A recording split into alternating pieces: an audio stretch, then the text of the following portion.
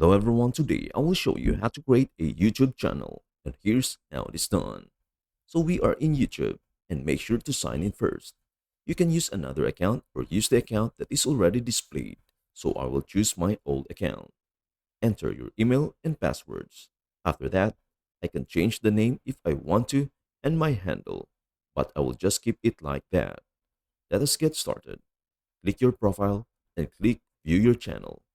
Click Customize Channel, and in this juncture, we can see some options. We have banner image.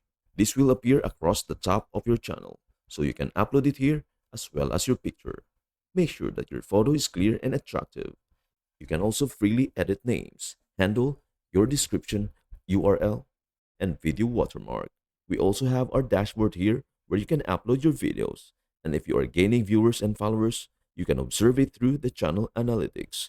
There are some buttons and options in here, but it is for you to explore that since it is your own channel. Everything is just understandable. And that is everything you need to know about how to create a YouTube channel. Before we end, may I humbly ask you a favor? Please do like, share, and subscribe to our channel. This means the world to us. Thank you so much for watching. We hope to see you in our next video.